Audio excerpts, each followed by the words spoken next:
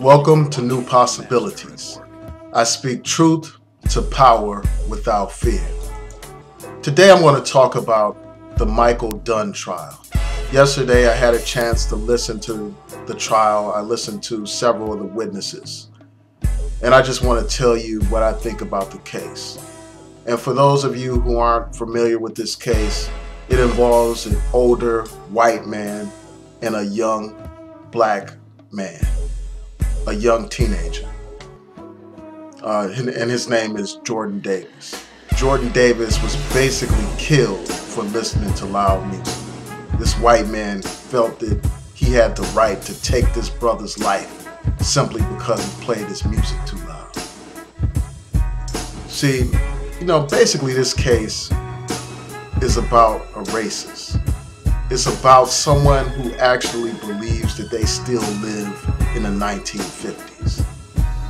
Those were the days when a white man could do whatever he wanted to black people. Those were the days when black people had to say yes sir and yes ma'am to the white man. Those were the days when a black man could be lynched for anything, for looking at a white woman, for looking a white man in his eyes. Those days. So this white man basically felt that he had the right to tell some black men to turn their music down. He actually thought that he had the right to take somebody's life simply because they didn't turn their music down. And in the link to, in the description to this video, I will include a link to an article that talks about the mentality of this man, Michael Dunn. The article talks about how he wrote letters while in jail. And these letters expressed utter hatred towards black people. These letters talked about black people as being thugs. These letters talked about the need to teach black people a lesson by shooting them, basically. So I'm going to include a link to that article so you can read his letters. You can read the hatred that comes from this man's heart. But anyway, getting back to the actual trial. Several of the witnesses testified yesterday. Witnesses that were actually in the vehicle at the time of the shooting testified. And this seems to be an open and shut case to me, from what I've seen so far. All the witnesses testified that Jordan Davis and his friends pulled into a parking lot. They went to a convenience store at a gas station. And, they were playing loud music. And Michael Dunn pulled in on the other side of the vehicle, on the passenger side of the vehicle.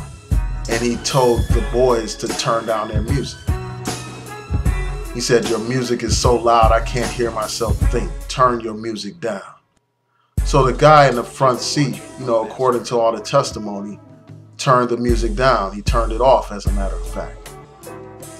And according to the testimony, Jordan Davis basically said, "F that, turn the music back up." And so, they turned the music back up.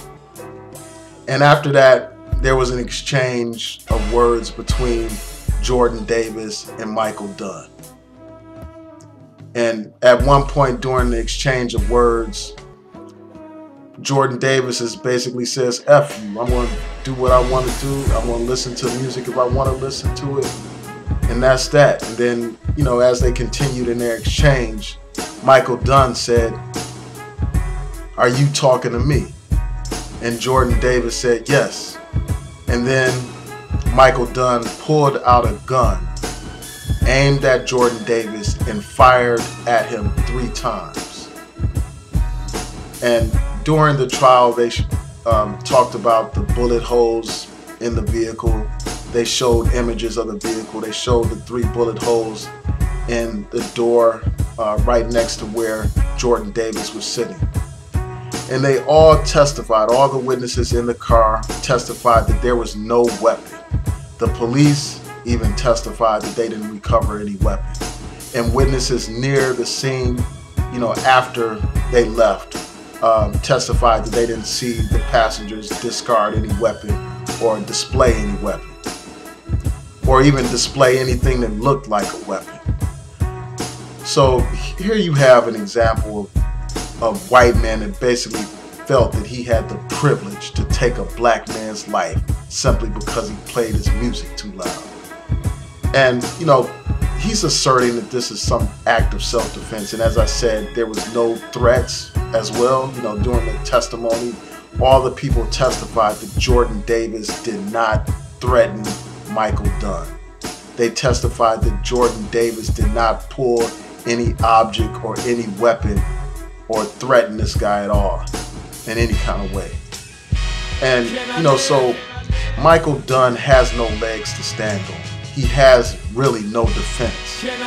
And, you know, I would be absolutely shocked and surprised if the jury returns a verdict of not guilty. I would be shocked and stunned, frankly. And the story even gets worse. You know, it's not just that he fired those 3 shots into Jordan Davis's door. It didn't stop there. After the shots were fired, the driver in Jordan Davis's vehicle pulled out. You know, he left the scene. You know, they tried to flee the scene. They didn't want to get shot anymore. They didn't want to get killed, basically. So they pulled out of the parking spot, and as they were leaving, this idiot, this killer, this racist bastard continued to fire at these young men. So this seems to me to be an open and shut case. And I'm going to continue to follow this case, because it would be a shame if this man gets off the way George Zimmerman got off. We can't allow that to happen. We have to continue to talk about this case, and we have to continue to show our support for Jordan Davis. We need to fight for justice. Justice for Jordan Davis.